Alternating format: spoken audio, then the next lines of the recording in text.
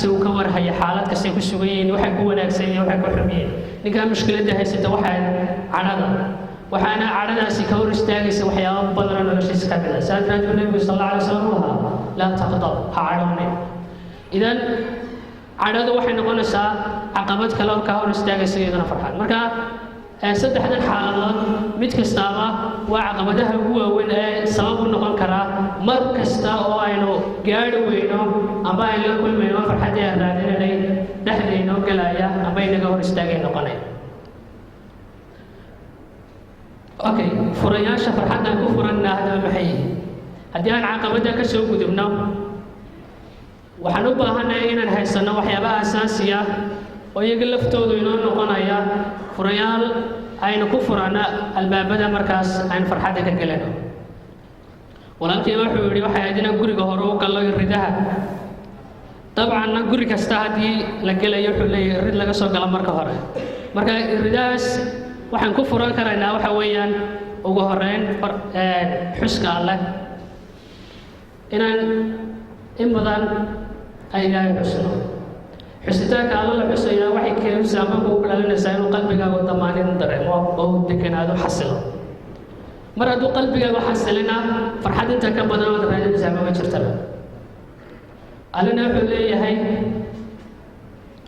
waman acrada can dikrii faina lahu maciishatan danka qofka iska diida inuu aniga xusaa waxaa hubaana inuu la kulmayo amba ku sugnaanayo nolol cidhiidhiya nolosha cidhiidhiga markaa waa ta inoo macnaynaysa farxadda ay doonayna waxay tahay alaa bidikri illaahi tadma'inna quluub bala waxaan hubnaa iyadana ognahay in dikrigu amba xusku sidiisaba uu dejinayo amba uu xasiloon uu ku dhalinayo qalbiga waxaa ka mid ah furayaashaas fikirka togan markasta ood arrinta dhinaca taban ka eegto ama markasta ood waxii baasaysato ama aad tiraahdo waxaan laga bixi maayo waxaanay ku jiranay sidanay nahay xaqiiqdu waxay tahay adunba wax isyeelaya sacaadadaada iyo farxaddaada la dagaalamaya laakiin waxaan u baahanay inay markasta rajadeen iyo tafaawulkeena noqdaan kuwa aada u sarreeya kuwa aan waddanka iyo meel walba ka qabna inay noqono doctor raabi alla u naxariistee inaynu raacno soomaaliya 2007 ayaa ugu dambaynaysa dhibaato waxaanay noqonaysaa dal aan weligii aanay waxba soo marin oo kaleeta ayay noqonaysa tafaa'ulkaasoo kale la noolaan u baahannahay tafaa'ulku wuxuu kuu suurto gelinayaa inaad adiga laftaaduna xasisho oo aanad quusan oo dhaqaaqdo qofka kale walaalka laftiisa inaad ku dhiirigeliso inaanu camalka joojin laakiin markaad tidhaahdo waxba inoomay hadhin adiguna waad fadhiisan kii kalena waad fadhiisisay marka waxba soo maad kordhay waxaa ka mid ah waqtiga habeenkii markaad seexato haddaad dib u yara xisaabiso shalay iyo maalimihii ku soo dhaafay oo istiraahdo talo shalay ama maanta maxaa kuu qabsoomay ilaa saaka marka cadaalada soo baxday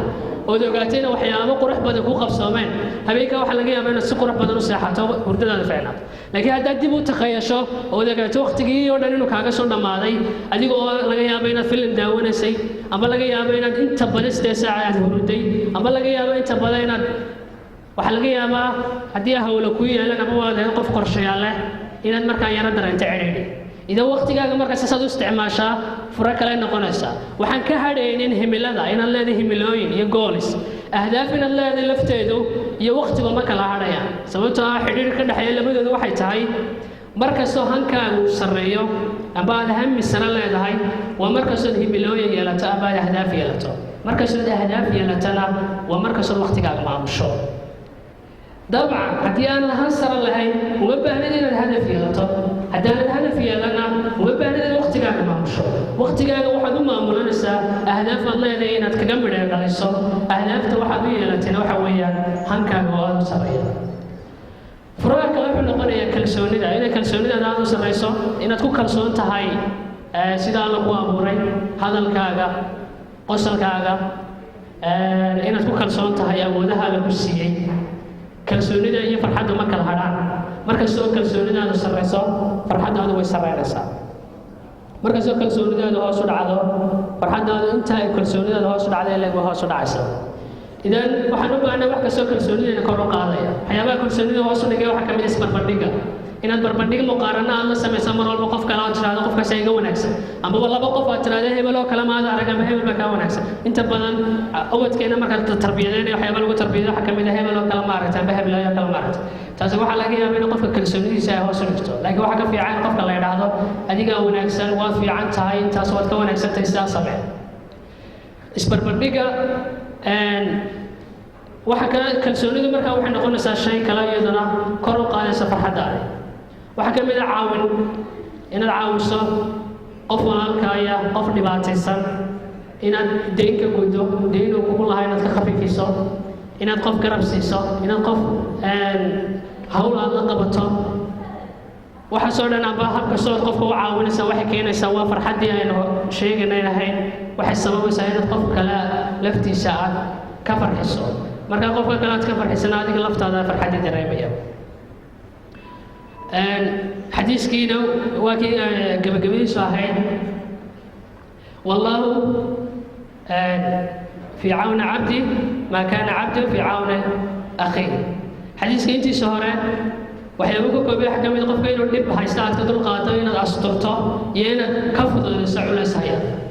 marka waxyaabaha qofka aad kaga qabanaysa amba marka markasta ood ku hawlan tahay inaad walaalka caawiso amba aad gacan siiso amba aad u qabato ilaahay baa adigana ku hawlan sidii uu intaas iyo ka badanba uu kugu qaban lahaa weliba adduunka iyo aakhirada idan marka inaad u caawiso ood la shaqayso qofku waxaad ka dareemaysaa inta badan goobaha aad ka helayso waxaa ka mid ah tabarucaadka ama volunteerska meelaha lagu shaqeeyo inaad meel aad waqtigaaga jaaniska aad hayso aad ugu tabarucayso ummadda lagu khidmeynayo ama lagu shaqeynayo waqtigaaga yara geliso waxay kuu keenaysaa markaas inaad adiga laftaada aad ku dareento sacaado waxyaabaha kale ku jira waxaa ka mid ah adiga laftaada kalsoonidaada kor ugu qaadaysa waayo mar kastoo aad qof adigu aad garab siinayso qofka kasii farxinayso kalsoonidaadana kor bay ugu sii kacaysaa akhriskaa ka mid ah dabcan aqoontu waxa weeye jahli aad ka baxday oo kale markastood wax aqrido markastood aqoon aad hesho amba wax marka hore mugdi kaaga jiray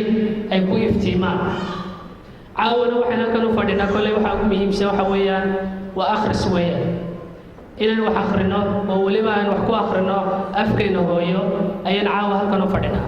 akhrisku dabcan waynu ogsoonahay farqiga u dhexeeya qof aan magaciisa akhriyi karin amba waxba qorin iyo qof kale waad ogsoon tahay maalinteed iskuulka gashay ilaa maalinta jaamacadda ka baxdo farqiga u dhexeeya waad ogsoon tahay markasta ood buug akhrido aqoonta kaaga imanaysa laakiin su-aashu waxay tahay inaan wax akhriyo oo keliyata farxad ma ka helaya waa laga yaabaa markaad wax akhrido inaad wax ogaatay dabeetana aad farxad heshay laakiin farxaddaasi waxay ku sii xidhan tahay darajada ay gaadhsan tahay wixii aad akhriday laftiisa inta aad ka dabaqday amba aad kaga camal fashay ayay tahay marka ugu wanaagsan ama darajada ugu sarraysa aad gaadhiso isku soo wada duub inay noloshaadu dheeli tirnaato oo tiirarka noloshu ay ku dheeli tirnaato isla markaana meel kasta oo aad ogaato toddobada tiire nolosha ay mashaakil kaaga furan yahay aad halkeeda ku daweyso iyo inaad ka hortagto caqabadaha nolosha kaa hor istaagi kara caqabadaha farxadda iskaga gudbi kara ciishood inaad murugooto inaad warwarto iyo inaad cadhooto mid kastana aad ogaato waxa sababaya iyo sida aad u xallin lahayd ka barato wixii tegay wax u diyaargarowda mustaqbalka adigoo markaa aad joogto ku salaynaya cadhada inaad dul qaadato taxamal mas-uuliya inaad adigu isku daydo inaad mas-uuliyadda qaado iyo inaad adeegsato furayaasha sida aad u awooddo dhammaantood waxa ay naga saacidayaan inaynu gacanta ku dhigno amba aynu intii karaankeenna aan farxano waxaan runtii aad iyo aad ugu faraxsanahay guud ahaan inaydu hortaaganayo idila hadlayo aad ba u mahadsantiin qalina aad ba u mahadsanyahay jasaakum allahu khayran wasalaamu calaykum waraxmat ullahi